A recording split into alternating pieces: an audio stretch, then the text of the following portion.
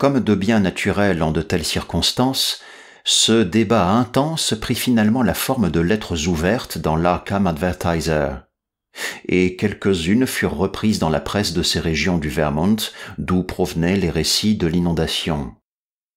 Le Woodland Herald consacra une demi-page à des extraits de lettres des deux camps, tandis que le Brattleboro Reformer réimprima intégralement une de mes longues analyses historiques et mythologiques, entraînant une discussion complémentaire dans le Penrifter, où on conforta et applaudit mes conclusions sceptiques.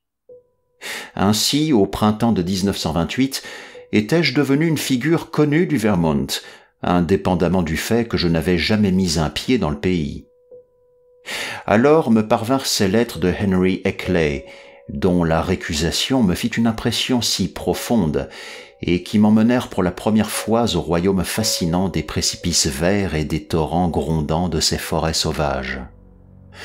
La plus grande partie de ce que je sais aujourd'hui de Henry Wentworth Heckley, après ce qui s'était passé dans sa ferme solitaire, je pus l'établir en correspondant ensuite avec ses voisins, ainsi qu'avec son fils unique en Californie. Je découvris qu'il était le dernier représentant sur sa terre natale d'une longue lignée de juristes, administrateurs et gentlemen farmers. Avec lui, cependant, la souche familiale s'était détournée des affaires pratiques pour se consacrer à l'étude intellectuelle. Il avait dûment étudié les mathématiques, l'astronomie, la biologie, l'anthropologie et le folklore à l'université du Vermont. Je n'avais jamais entendu parler de lui auparavant, et il ne donnait pas beaucoup de détails autobiographiques quand il communiquait.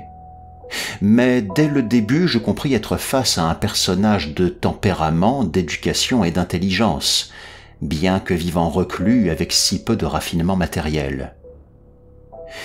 Malgré la nature incroyable de ce dont il me faisait part, je ne pus m'empêcher de suite de prendre Heckley au sérieux, bien plus que je ne l'avais fait d'aucun des précédents réfutateurs de mes opinions. D'abord, il vivait véritablement très près du phénomène étudié, visible et tangible, même s'il en spéculait bien grotesquement. Et d'autre part, il souhaitait avec assurance établir ses conclusions dans une forme telle que le faisaient les vrais scientifiques. Il n'avait pas de préférences personnelles à mettre en avant, mais était toujours guidé par ce qu'il considérait comme une preuve solide. Bien sûr, d'abord, je considérais qu'il se trompait, mais portais à son crédit qu'il se trompait très intelligemment. Et à aucun moment je ne me confondis avec certains de ses amis pour attribuer ses idées et sa peur des crêtes solitaires à un simple non-sens.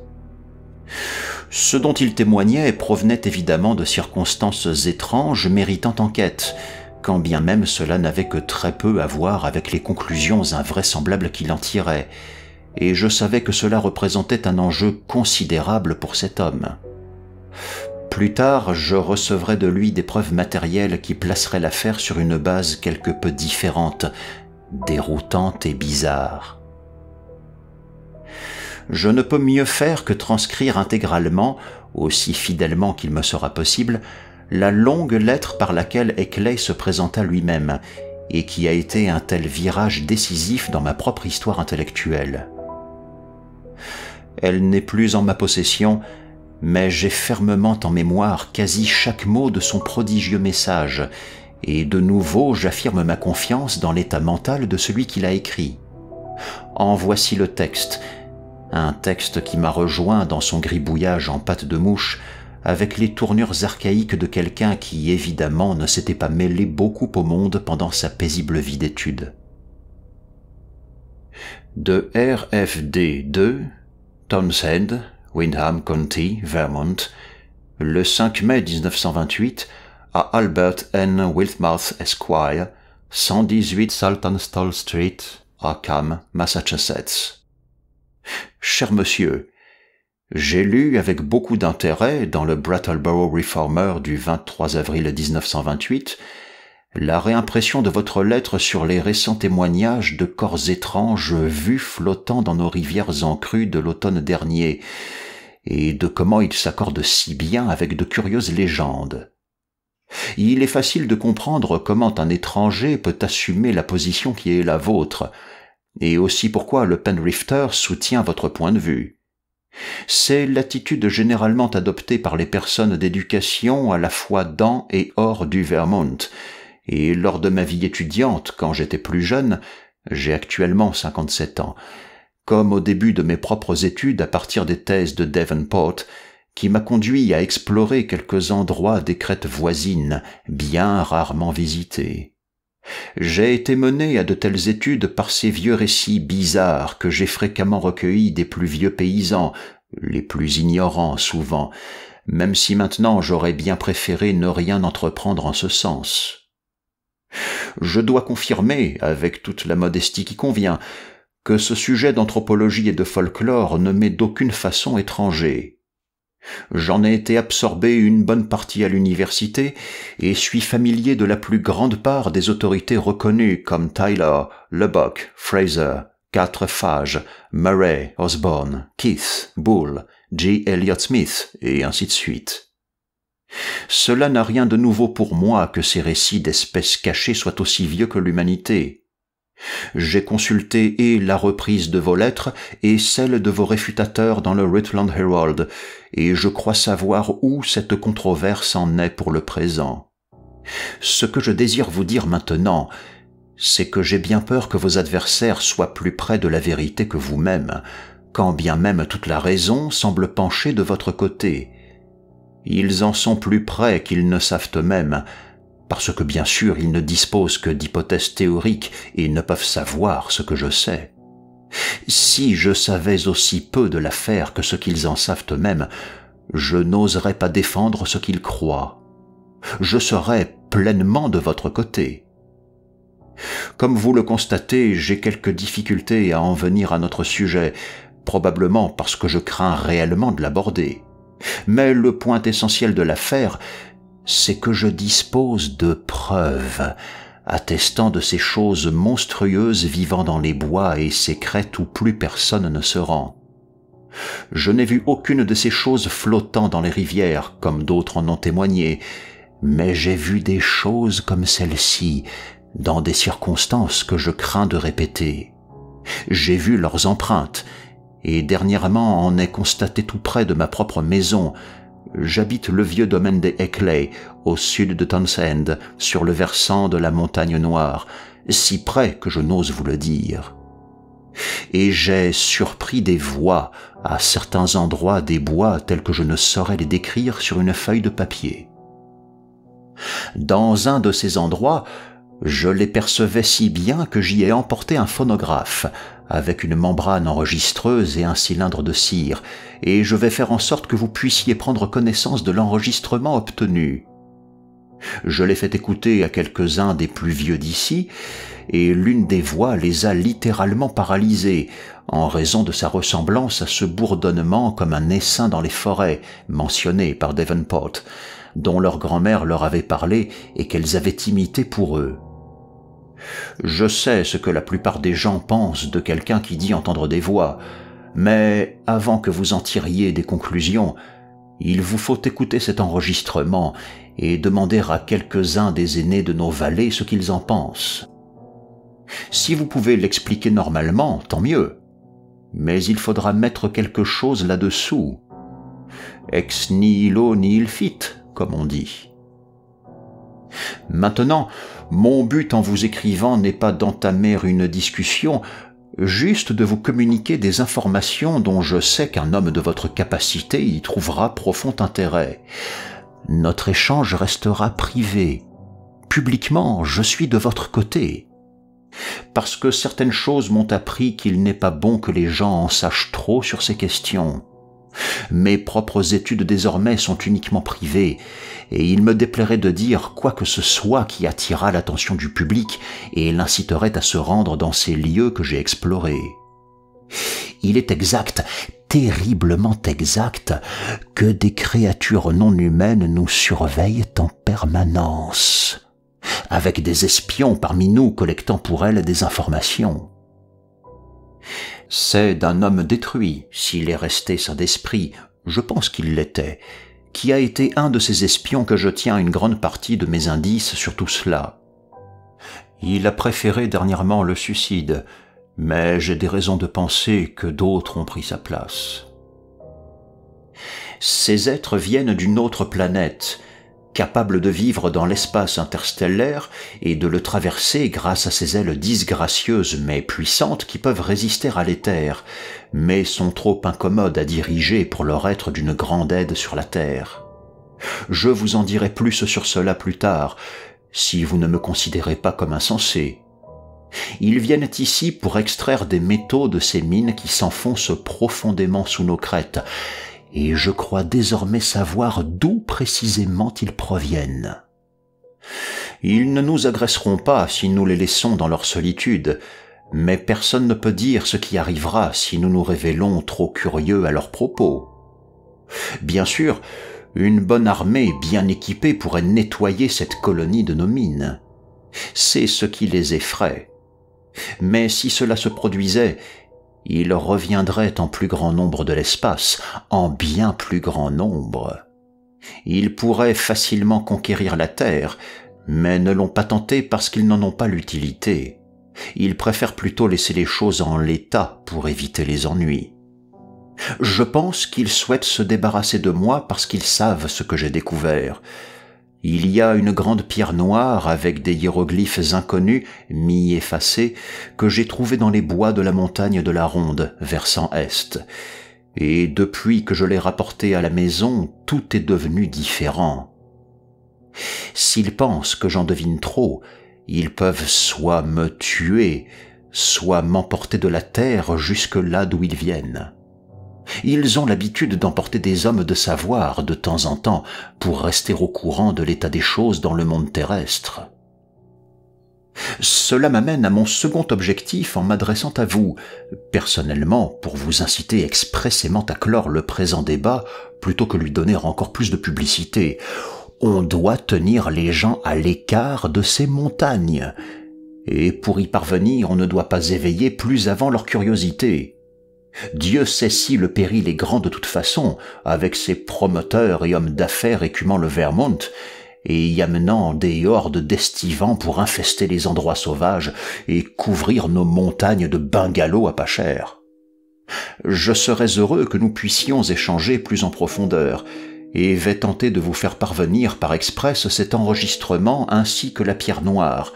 Elle est si usée que les photographies ne montrent pas grand-chose, si vous le voulez bien. Je dis tenter, parce que je pense que ces créatures sont aptes à mettre le nez dans ce qui se passe par ici. Il y a un type nommé Brown, sournois et menaçant, qui a une ferme près du village et dont je pense qu'il est un de leurs espions. Petit à petit, ils essayent de me couper de notre monde, parce que j'en sais trop sur leur propre monde. Ils ont un moyen incroyable de savoir ce que je fais. Peut-être ne recevrez-vous même pas cette lettre. Si les choses empirent, j'aurai à quitter ce pays et partir vivre avec mon fils à San Diego.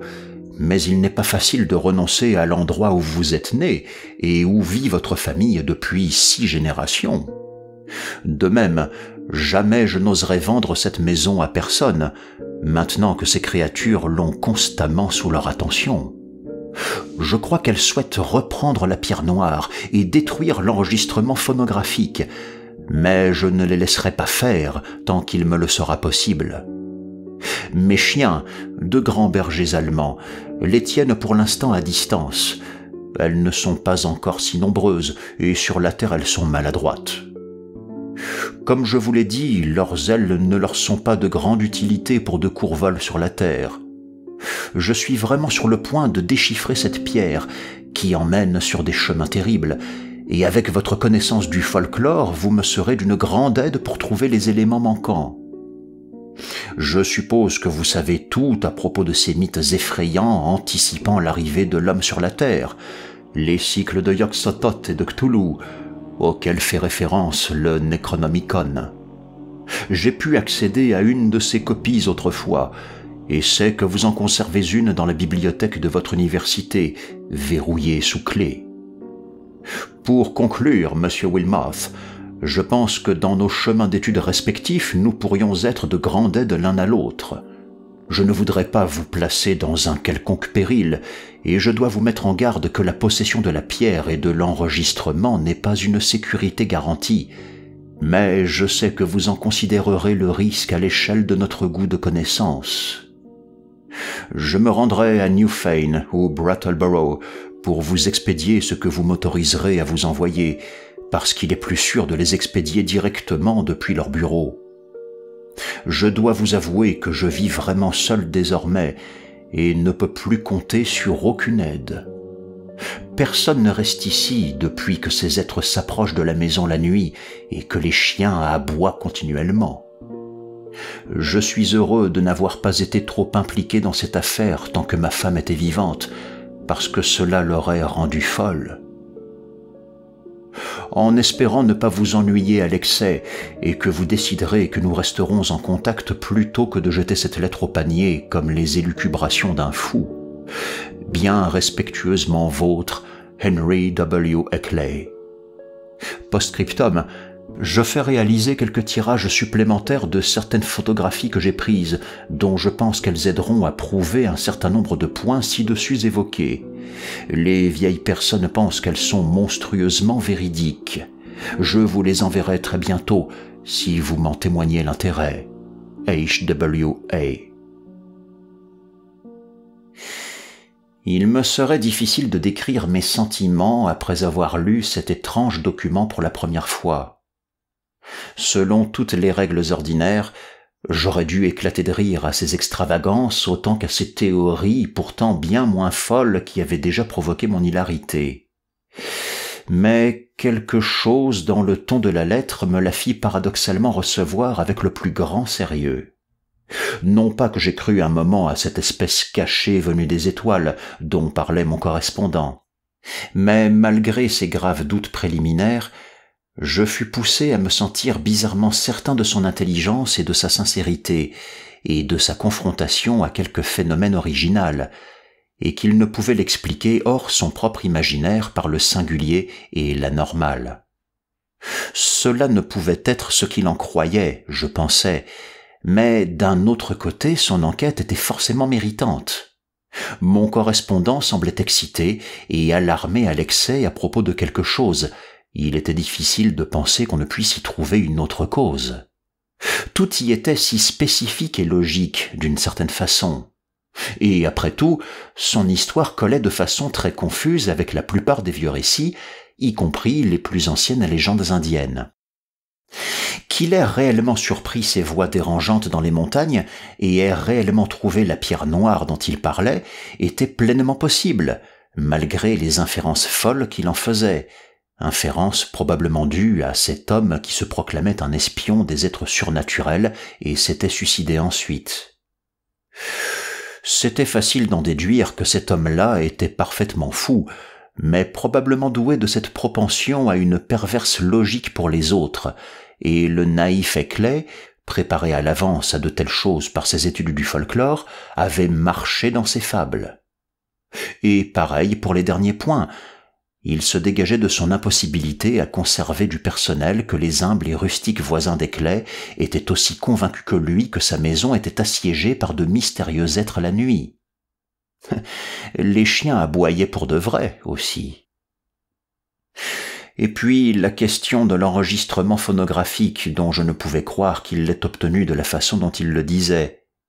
Cela devait signifier quelque chose, soit des bruits d'animaux ressemblant à s'y tromper à la voix humaine, soit la voix d'un être humain caché sortant la nuit et tombé à un stade pas beaucoup plus haut que les animaux. De là, mes pensées revinrent à la pierre noire et ses hiéroglyphes, et spéculèrent sur ce qu'on pouvait en tirer. Et quoi dire de ces photographies dont Eckley disait qu'il allait me les envoyer et que les vieilles personnes avaient trouvées si convaincantes et terribles? Comme je relisais son écriture à pattes de mouche, je ressentis comme jamais auparavant que mes opposants les plus crédules y auraient trouvé beaucoup plus d'arguments que ce que je leur avais concédé. Après tout, cela pouvait être quelque étrange famille de parias, peut-être génétiquement dégénérée et hantant ses crêtes désolées, sans avoir besoin de convoquer une espèce de monstre né des étoiles, comme le voulaient les légendes. Et s'il en était ainsi, la présence de ces corps bizarres dans les torrents en crue n'aurait pas été si improbable. Était-il trop présomptueux de supposer qu'à la fois les vieilles légendes et les récents témoignages avaient cette réalité comme soubassement? Mais quand bien même je manquerais sur ces doutes raisonnables, je me sentais honteux de ce que la lettre de Henry Heckley ait éveillé en moi une telle masse de bizarreries fantastiques.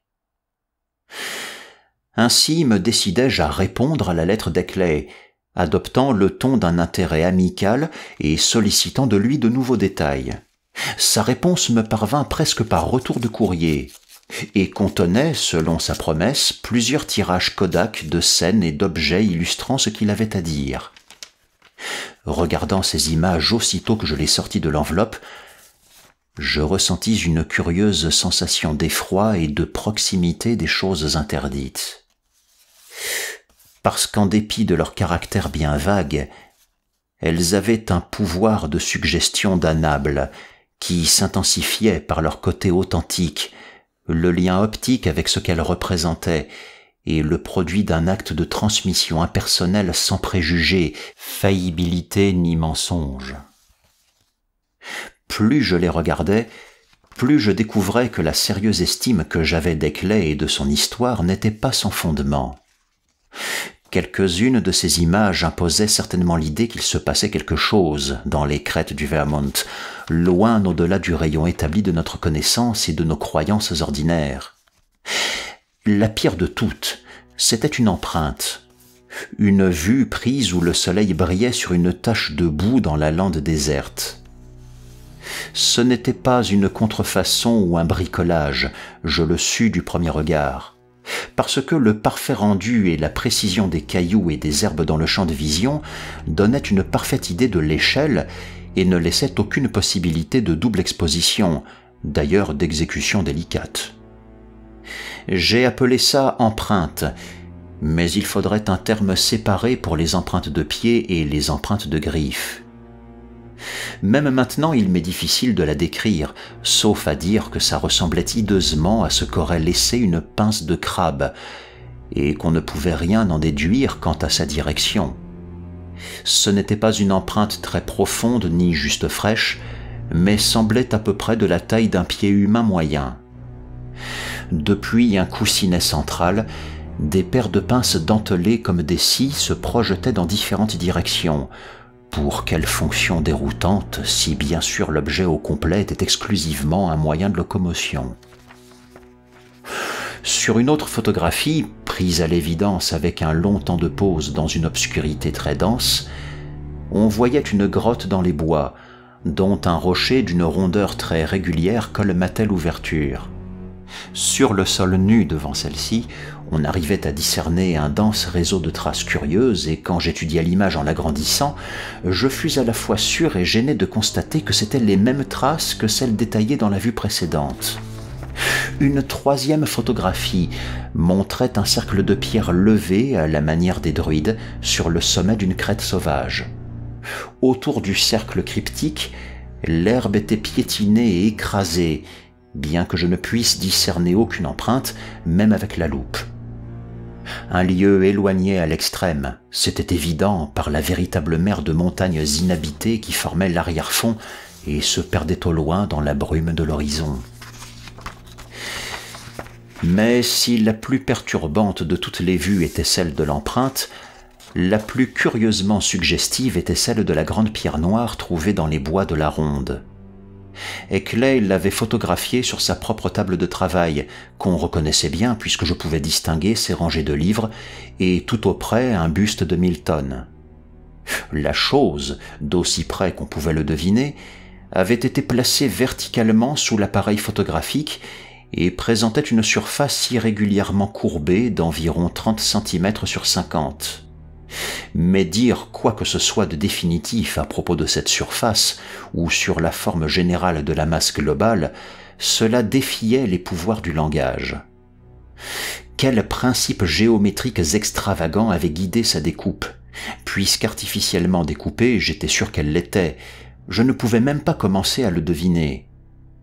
Mais jamais auparavant je n'avais vu quelque chose qui me frappât aussi étrangement et immanquablement étranger à ce monde.